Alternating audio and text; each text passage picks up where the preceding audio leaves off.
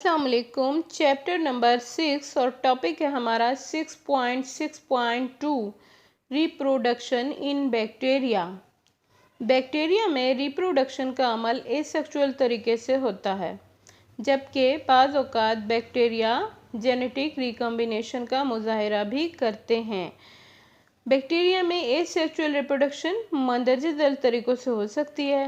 Number 1 पर है binary fission, number 2 पर है कॉनिडिया और नंबर 3 पर है बडिंग। तो बाइनरी फिशन किस तरीके से होती है? बाइनरी फिशन को समझाने के लिए मैंने एक डिटेल वीडियो बना रखी है और उसमें मैंने डायग्राम के ज़रिए बहुत डिटेल में समझाया है। उस वीडियो का लिंक डिस्क्रिप्शन बॉक्स में मौजूद है, आप वहां जाकर उसे देख सकते हैं और बाइनरी फिशन को ज़रा डिटेल में समझ सकते हैं। तो बाइनरी फिशन में एक्चुअली ये बैक्टीरिया में तौलीद का सबसे आम या कॉमन मेथड है। इस अमल में एक बैक्टीरियल सेल तकसीम होकर 2 सेल बनाता है। एक्चुअली बाइनरी फिशन का अमल शुरू होने से पहले बैक्टीरिया अपने जेनेटिक मटेरियल की एक कॉपी तैयार करता है। जैसा कि यहाँ हम देख सकते हैं, ये एक बैक्टीरिया है जिसमें इसका एक सिंगल क्रोमोसोम्स मौजूद है। अब बाइनरी फिजन से पहले ये अपने क्रोमोसोम्स की एक कॉपी और तैयार कर लेगा, ठीक है।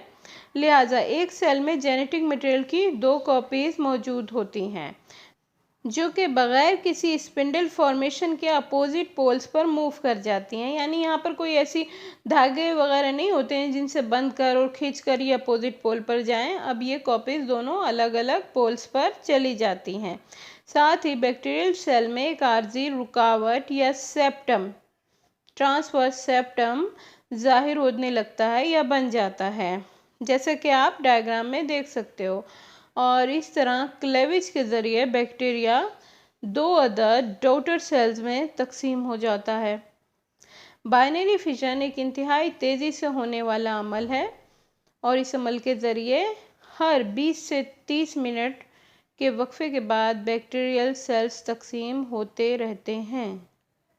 नेक्स्ट एसेक्सुअल मेथड है कॉनिडिया फॉर्मेशन।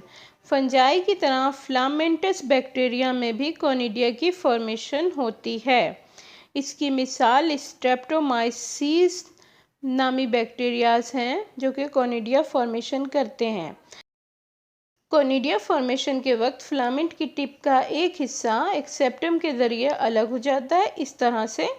और अब ये हिस्सा जो अलग हुआ है उसे हम कॉनिडियोफोर कहते हैं, यानी इस पार्ट को हम कॉनिडियोफोर कहते हैं।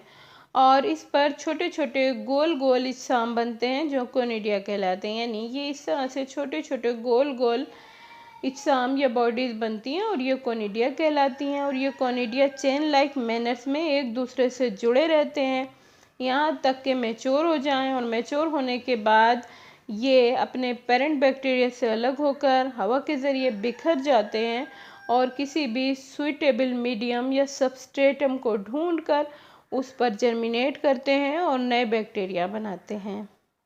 नंबर 3 मेथड है बडिंग।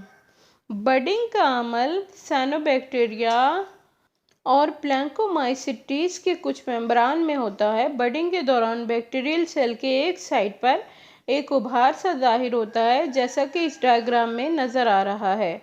और ये उभार ग्रेजुअली यानी धीरे धीरे बढ़ता चला जाता है। फिर बैक्टीरिया का जेनेटिक मटेरियल तकसीम हो जाता है और आधा जेनेटिक मटेरियल पेरेंट बैक्टीरिया में रह जाता है, जबकि आधा जेनेटिक मटेरियल कुछ साइटोप्लाज्म के साथ नई बनने वाली बड में यानी उस उभार के अंदर चला जाता है।